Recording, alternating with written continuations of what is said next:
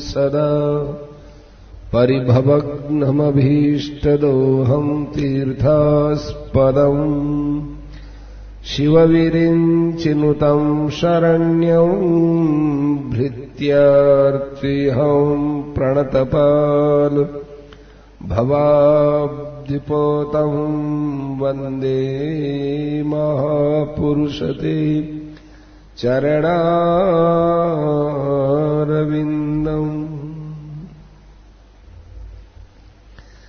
कल बता रहे थे श्रवण कीर्तन और स्मरण, उसमें एक एक से एक एक बढ़कर है। सबसे बढ़कर ध्यान है। सत्संग में जो बैठता है और उसको काम में नहीं लेता, जो सुनता है उसको, उसकी अपेक्षा भजन करना श्रेष्ठ है। और भजन करने वाले की अपेक्षा ध्यान करने वाला श्रेष्ठ है। परंतु ये सब जानकारी सत्संग से मिलती है। तो सत्संग दादा है, भजन बाप है, और ध्यान है ये लड़का है। तो ज्यादा आदत तो फिर सत्संग का होना चाहिए। परंतु इसमें एक बात है, दादा 10 रुपया महीना कमाता है और बाप है वो 100 रुपया महीना कमाता है, और लड़का है वो 1000 रुपये महीने कमाता है। वर्ष में तो दादा बड़ा है, बाप बड़ा है, प्रणाम तो दादा को और बाप को करेगा, परंतु इनमें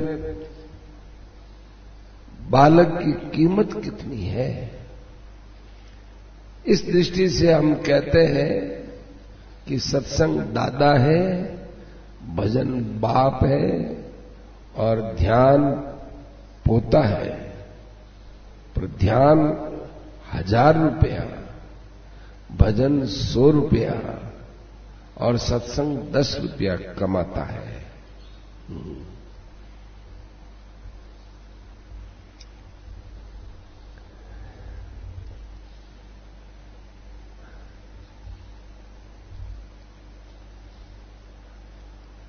बूढ़ों की अच्छी रहती है। तो सत्संग है, ये दादा है, दादा की छत्र छाया में दादा का बेटा और बेटे का बेटा ये रहे। स्वतंत्रता ठीक नहीं है, इसलिए सत्संग भी करो, भजन भी करो और ध्यान भी करो। भगवान ने जो श्लोक कहा है, मनुष्याणाम सहस्रेषु कश्चित् यतति सिद्धये यततामपि सिद्धानाम कश्चिन्माम वेत्ति तत्वतः है। 7वां अध्याय 31वां श्लोक।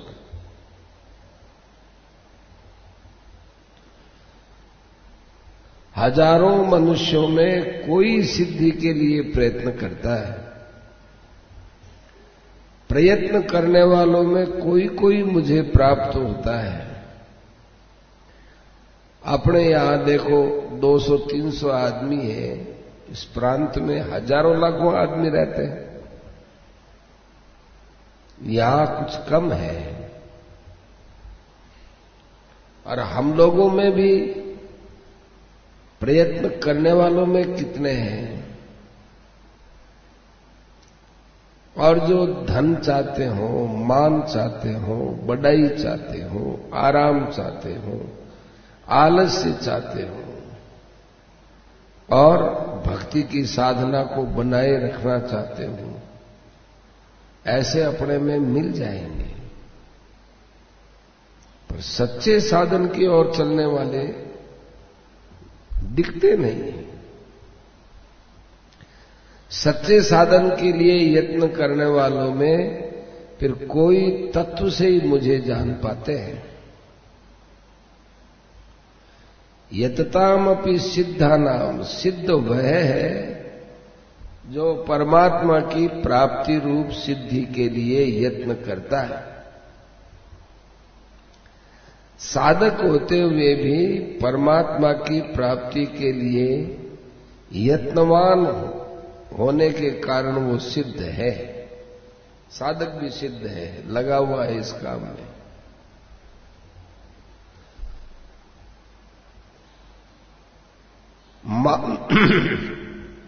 मान बढ़ाई चाहना उनका सिद्धांत नहीं है,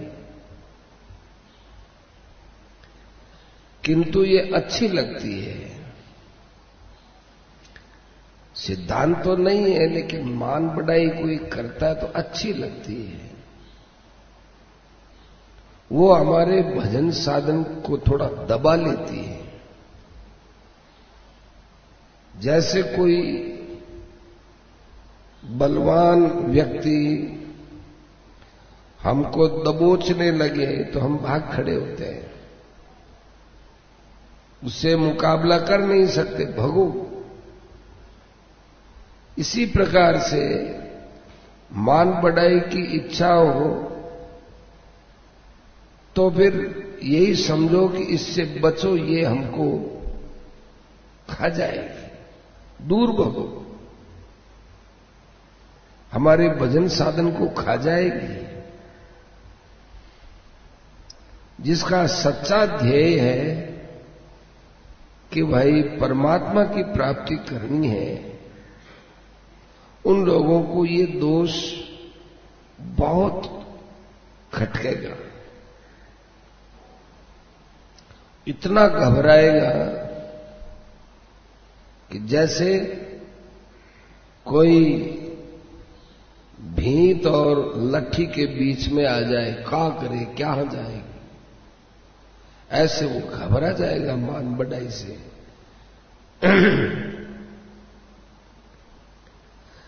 भाई जब ये पता चले कि हमारे घर में चोर आ गया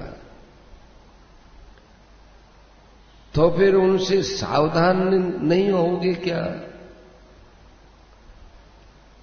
उनसे सावधान हो जाते हैं कि हमारे घर में चोर आ गया।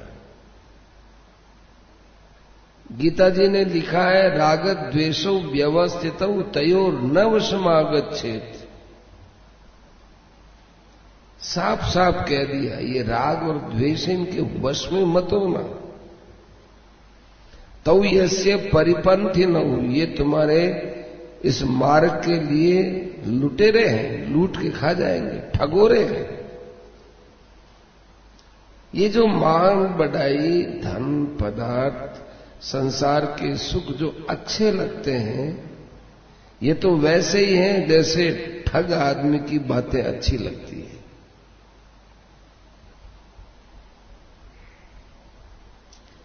ठग आदमी अपना कोई बुरा करके थोड़ी कहता है कि मैं बड़ा खराब हूं, मैं तुमको ठगना चाहिए, ये नहीं कहता। वो बहुत मीठा बोलता है, बहुत चतुराई से बोलता है। आपके मन में वह ऐसे छा जाता है जैसे ये हमारा बहुत हितैषी है। आपके अंदर रहने वाले विश्वास को अपनी ओर खींच लेता है। फिर चाहे आप कितना ही समझाओ, दूसरे आपको कितने ही समझाएं, आपके बैठेगी नहीं, क्योंकि ठग ने बड़ी चतुराई से आपको कहा। इसी प्रकार ये मान बढ़ाई, सुखासक्ति, ये सब चतुर ठग हैं। इसलिए जो ही इनमें आपको सुख की बुद्धि बने, त्यों ही नकार दो, ये खराब है, ये चीज अच्छी नहीं है।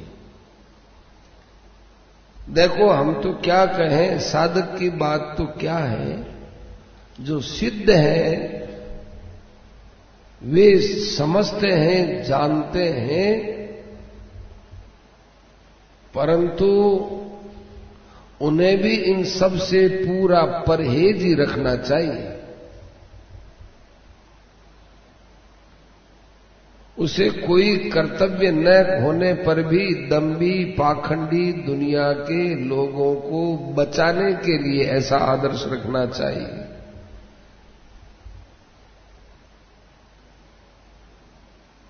जो कोई सिद्ध महात्मा है उसको ये विचार करना चाहिए कि दंभी पाखंडी दुनिया कैसे दंभ से बचे, पाखंड से बचे, ऐसा आदर्श रखना चाहिए। जो आदमी अच्छा साधन करता है, अपने को विवेक ज्ञानी मानते हुए ही जीवन मुक्ति के लिए साधन करता है, ये बात लगती तो अटपटी है। साधन करता है और अपने को विवेक ज्ञानी भी मानता है और जीवन मुक्ति के लिए साधन करता है, अटपटी बात है। किंतु तब भी वे ठीक है कि वे साधन तो कर रहे हैं, उसको कोई भय नहीं है। थोड़ा बहुत अज्ञान है जो नष्ट हो जाएगा, किंतु मुश्किल तो वहां है जो इनमें आराम समझता है और अपना कोई कर्तव्य नहीं समझता। हमारे लिए तो कोई करना है ही नहीं, वहां गड़बड़ है। भगवान ने भी कह दिया कि लोक संग्रह मेवापि संपश्यन कर्तुमर्हसि। मेरे लिए कोई कर्तव्य कर्म नहीं रहता, फिर भी करता हूं, तो अर्जुन तुम भी इस दृष्टि से करो। दुनिया चाहे उसको महात्मा कहे,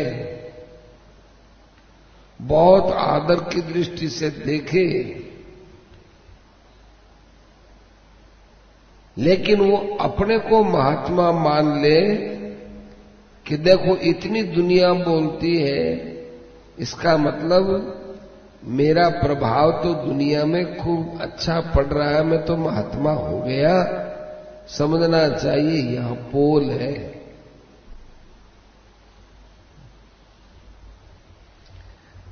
भाई इतनी ठोस बातें महाराज जी के, सेठ जी के प्रवचनों में आ सकती है। अपने को यदि महात्मा मान लोगे तो फिसल जाओगे, क्योंकि उसमें एक मान्यता बन जाती है, ओ मैं तो महात्मा हूं, मेरे लिए कोई कर्तव्य नहीं है, ये तो छोटे आदमियों का काम है। अरे ये कहने वाला कौन है? ये कहने वाला, ऐसा मानने वाला है ना, वो तो एक अहंकार हो गया। मैं ऐसा हूं, ये मैं कहने वाला कौन है? विवेकवान पुरुष के लिए तो मैं होता नहीं, भगत के लिए भी मैं होता नहीं, वो तो अपना मैंपन भगवान को देता है। ज्ञान की दृष्टि से मैं रहता नहीं। इसलिए माताओं, बहनों, पुरुषों को खूब ध्यान देना चाहिए, खूब तत्परता से साधन करना चाहिए। मान बढ़ाई, प्रतिष्ठा, कंचन कामिनी और आराम आलस्य, ये 5 चीजें आपके 5 नरक हैं। इसके बचने की 2 ही बात है। एक तो वैराग्य, ये बहुत बड़ा वज्र का किला है, वहां इनको प्रवेश ही मत होने दो। इन दोषों को प्रवेश होने ही मत दो। मान बढ़ाई यदि हो जाती है, उससे भी अंतःकरण डगमगा जाता है। जो मान बढ़ाई के लिए ही कर्म करते हैं, साधन करते हैं, उनकी क्या दशा होगी। कोई मान बढ़ाई कर दे तो उसमें भी खतरा है। तो मान बढ़ाई के लिए ही करेंगे, ऐसा कर मेरा मान हो जाएगा, उसकी क्या दशा होगी। साधन भजन तो परमेश्वर की प्राप्ति के लिए, उनकी भक्ति के लिए होता है। असंग शस्त्रेण दृढ़ेन छित्त्वा ततः पदम तत् परिमार्गितव्यम। और मान बढ़ाई के लिए, ऐसे दृढ़ मूल वाले वृक्ष के छेदन के लिए सबसे बढ़कर कोई वस्तु है तो वैराग्य है। वह भी दृढ़ वैराग्य होना चाहिए। सान पर समय समय पर चढ़ाना चाहिए। सान क्या है? सत्संग। सत्संग में जो अपने से बड़े महात्मा हैं, उनके पास रहो। वैसे बराबर वाले भी साथ में रहें तो भी कोई बात नहीं। अपने से छोटे हैं लेकिन अच्छे हैं तो उनके साथ में भी रहो। एकदम अकेला रहना भी ठीक नहीं है। और कुसंगियों के साथ तो बिल्कुल नहीं रहना चाहिए।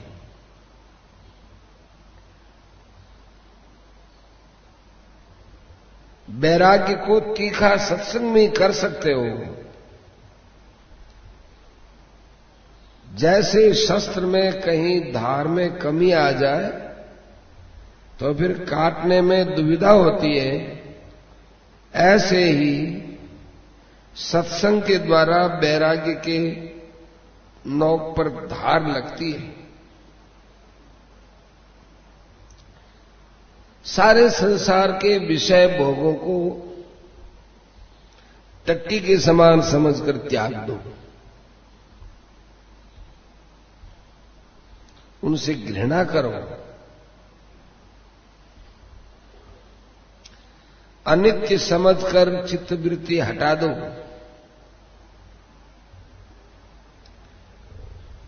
वृक्ष को काट देते हैं, ऊपर से तो कट जाता है, परंतु जड़ उसकी जमीन में रहती है तो फिर वो उग जाता है।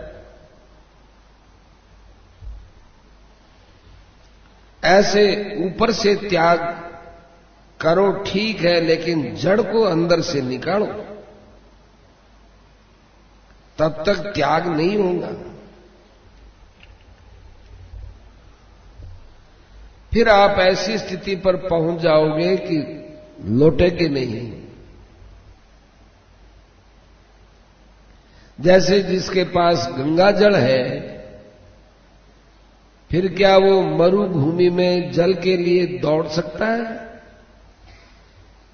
ये ज्ञान के सिद्धांत से बात कही है। भक्ति के सिद्धांत से गंगा जी के पास है, किंतु यह कहे कि भाई देखो ये 2 मील पर एक गड्ढा है, उस गड्ढे में कीचड़ है और कीचड़ सहित पानी है, जाओ चलो उसको पीवे। अरे गंगा जी को छोड़ो और कीचड़ का जल पियो। गांव का इकट्ठा किया हुआ जल दुर्गंध युक्त होता है, उसको कौन पिएगा? देखना भी नहीं चाहेगा, सुनना भी नहीं चाहेगा, पीने की बात तो दूर। हमारी समझ में ये उदाहरण भी कोई बहुत ऊंचा नहीं घटता है। गंगा जल भी मोटा होता है, मोटा मानो उसमें रेणुका होती है, उसको मोटा गंगा जल बोलते हैं। गंगा जल भी मोटा होता है, उसको छानकर पीने की बात आती है, परंतु परमात्मा को कैसे छानोगे? वो तो अमृत से भी बढ़कर है। उस आनंद ने छोड़कर कौन वापिस दूसरी जगह जावेगो? वास्तव में वो ऐसा आनंद है, उसमें मुग्ध हो जाए कि कुछ भी इच्छा नहीं होती, कुछ भी नहीं होती। उस आदि पुरुष परमेश्वर की मैं शरण हूं, इस प्रकार उसे अपने मन से पकड़ लो। ऐसे रस को सब तरह से वृत्ति हटाकर पान करो। ये अथाह रस का स्रोत है। अभी तो ब्रह्म निर्वाणम, ज्ञान मार्ग से, भक्ति मार्ग से तुष्यंति च रमन्ति च, ध्यानावस्था में आनंद के रस को पान करते रहो। सगुण ध्येय, चाहे मूर्ति ले लो, चाहे निर्गुण में अमूर्त अव्यक्त स्वरूप को ले लो, ध्यान में लगो। साकार में मन के नेत्रों से भगवान का रूप देखते हैं, साकार में भगवान की बातें सुनते हैं, साकार में भगवान का चरण स्पर्श करते हैं, साकार में भगवान के श्री विग्रह की दिव्य सुगंध लेते हैं। परंतु निराकार में क्या लें कि निराकार में वृत्ति स्थिर हो जाती है, चारों ओर एक आत्म सत्ता का ही बोध होता है और संसार के कोई शब्द न सुनाई देते हैं। अंदर में स्वतः स्वाभाविक ही एक अलौकिक ध्वनि होती है। साकार की जगह साकार का ध्यान करो, निराकार की जिसमें रुचि हो निराकार का ध्यान करो, लेकिन मन को संसार में मत डिगाओ। ये मन ऐसा ही है, बहुत सुंदर बात है। जैसे किसी पात्र में मिट्टी और पानी दोनों घुले हुए हों तो उसमें मिट्टी ज्यादा दिखती है, पानी नहीं दिखता है। परंतु उस कटोरी को आप स्थिर रख दो तो पानी ऊपर आएगा और मिट्टी नीचे जम जाएगी, क्योंकि मिट्टी भारी है और जड़ है वो हल्का है, ऊपर रहेगा। इसी प्रकार साकार में या निराकार में अपने को स्थिर कर लो तो आपके अच्छे बुरे जो भी कर्म, पाप, पुण्य, वृत्तियां, सुख बुद्धि, प्रतिष्ठा बुद्धि, ये सब नीचे रह जाएगी। ऊपर में आपका स्वरूप ही स्वरूप या भगवान का स्वरूप ही स्वरूप रहेगा। इसलिए हम ध्यान के विषय में ज्यादा बोलते हैं। इतना भारी आनंद है, उस आनंद को छोड़कर दूसरी तरफ जाने के लिए अपना मन कर ही नहीं सकता। उस आनंद में इतना गदगद हो जाता है, शरीर काटे तब भी। शरीर की पीड़ा तो हो सकती है, पीड़ा का ज्ञान तो हो सकता है, परंतु अपने आप का जो आनंद है उसमें मुग्धता वैसी की वैसी रहती है।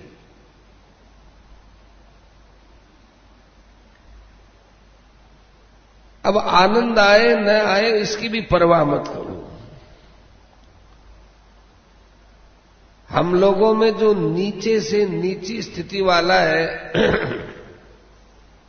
वह भी इस ध्यान के मार्ग से ऊंची स्थिति को पा सकता है। भगवान को पकड़ ले। भगवान को जो जैसा मानता है समझता है उसके लिए वही भगवान है। जैसे स्त्री के लिए कोई काला कलूटा कोई पति है, उसके लिए तो वही भगवान है।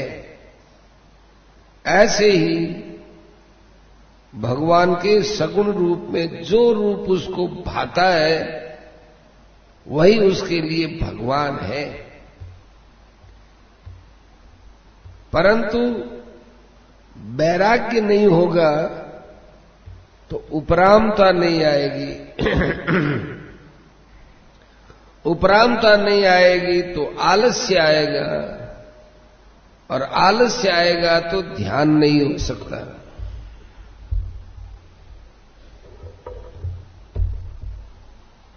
यदि वैराग्य हो, उपरामता हो, आलस्य न हो और ध्यान लगे, फिर उस आनंद के विषय में कह नहीं सकते हैं। ठिकाना नहीं है आनंद का। जब तक ऐसा अनुपम आनंद न आवे तब तक सावधान रहे, संसार से सावधान रहे। वह आदि पुरुष कौन है? वह है परमात्मा। परमात्मा है जिससे संसार की प्रवृत्ति हुई, उत्पत्ति हुई। तो जिससे संसार की कितनी बढ़िया बात है, जिससे संसार की उत्पत्ति हुई है, उस उत्पन्न करने वाले परमात्मा को तो छोड़ दिया, और जो उत्पन्न हुआ है संसार उसको पकड़ लिया। इसलिए उसकी शरण लेनी चाहिए। इसलिए उस परमात्मा की यह समझकर शरण लेनी चाहिए कि मैं जिसकी भी शरण लूंगा वो परमात्मा जैसा तो नहीं है। शरणी लेना है तो फिर भगवान की लेवे, आदि पुरुष की लेवे। यह बात अमृत तुल्य है। ऐसी विलक्षण बातों से लाभ लेना चाहिए। इन बातों की जब कसौटी में कसकर देखेंगे तो लाखों करोड़ों में कोई मिलेगा, और जो मिलेगा उसको भी पहचान नहीं पाएंगे। दूसरों पर कसौटी लगाने की बजाय अपने पर कसौटी लगाने से ज्यादा लाभ हो न सके छे। जो साधक पुरुष है उसे ही भगवान ने आदेश दिया है, गीता का उपदेश दिया है। जो सुने ही नहीं उसमें क्या करे। इस गीता का भाव साधक भी कोई प्रचार करे, लोगों को उसके भावों का धारण कराने के लिए, करने के लिए कहे, वार्तालाप करे, तो भगवान कहते हैं मैं बहुत खुश होता हूं, बड़ा प्रसन्न हो जाता हूं। गीता के विषय में जो भाव अपने समझ में आवे उसे दूसरों को समझावे, इससे ये परमात्मा को प्राप्त हो जाता है। हो जाता है ये इसलिए कहा जाता है कि वो अभी अपने को साधक मानता है। वो अवश्य ही सिद्ध हो जाएगा। यह इमं परमं गुह्यं मद्भक्ति स्वविधास्यति न च तस्मान् मनुष्येषु कश्चिन्मे प्रियकृत्तमः।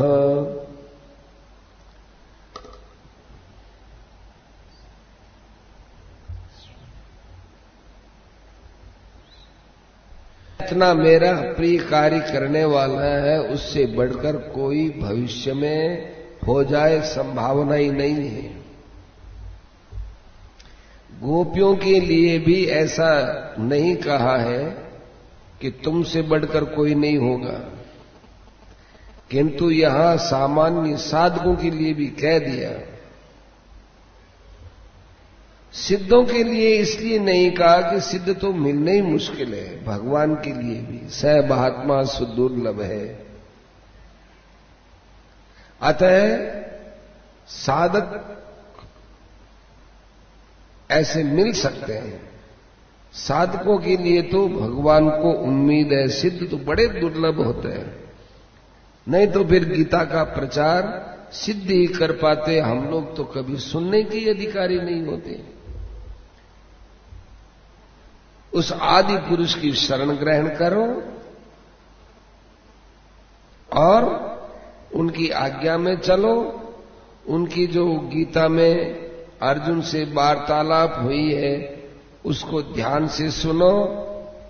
सारी गीता में भगवान ने भक्ति पर जोर दिया है, उतना सत्संग पर नहीं दिया है, परंतु इतनी बात जरूर है कि अर्जुन को भगवान ने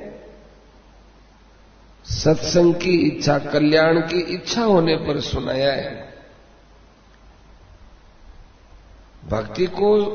भक्ति के साधनों को खूब जोर से करना चाहिए। बोधयंत परस्परम,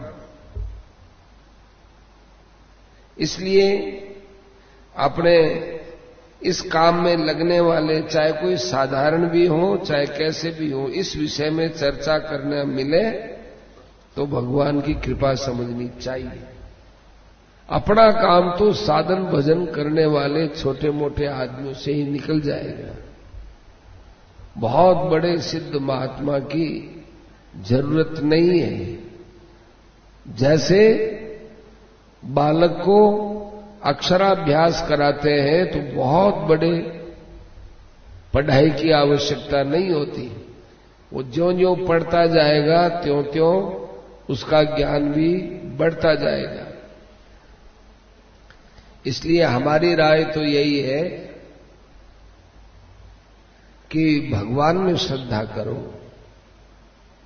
बहुत अच्छी बात है। मनुष्य को श्रद्धेय मत बनाओ। परमात्मा ही वरेण्य है। शेर जी शब्द कम बोलते हैं इतना। मनुष्य को श्रद्धेय मत बनाओ। परमात्मा ही वरेण्य है। वैसे साधन करने के लिए कोई भी अपने को तो साध्य बता सकता है, कोई भी अपने को साधन बता सकता है। वीतराग विषयम व चित्तम, किंतु ईश्वर प्रणिधान ही सबसे बढ़कर बताया है। यथा अभिमत ध्यानाद्वा, ईश्वर के सिवा किसी को भी भजनीय मत बनाओ। हां, बात कोई भी हो उससे भी सुनो, सेवा कुत्ते की भी करो, किंतु ध्येय के लिए केवल परमात्मा का ही ध्यान करो। कई लोग कहते हैं हमारा ध्यान करो। सेठ जी कहते हैं धोखा है धोखा।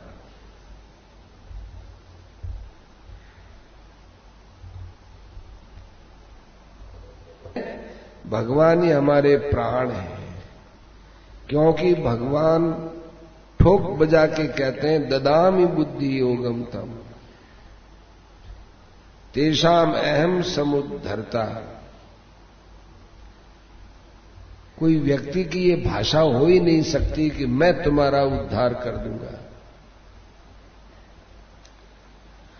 उस परमेश्वर के रूप में रमण करो, संतुष्ट रहो, अमृत का पान करो। हमारे लिए तो यही अच्छे से अच्छा और ऊंचे से ऊंचा काम है।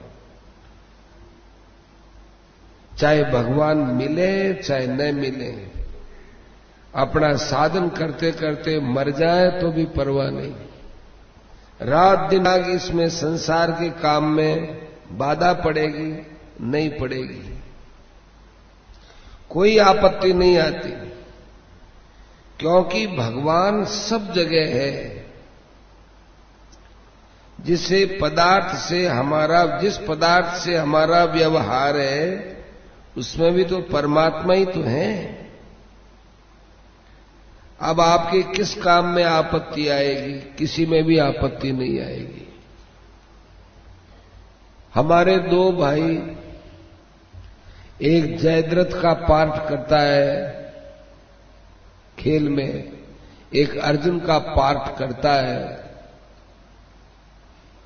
दोनों पूरी कोशिश करते हैं, दोनों का युद्ध होता है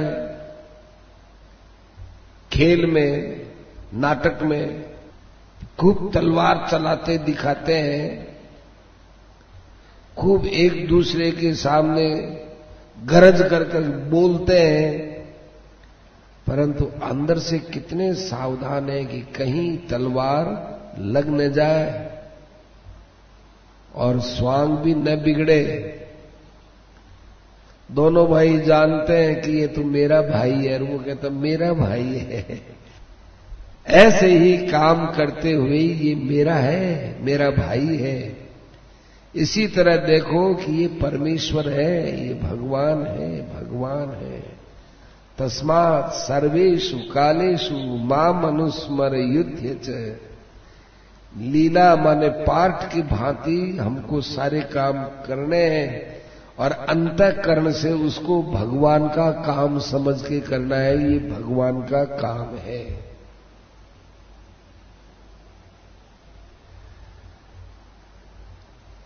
इससे ऊंची तो कोई बात ही नहीं हो सकती।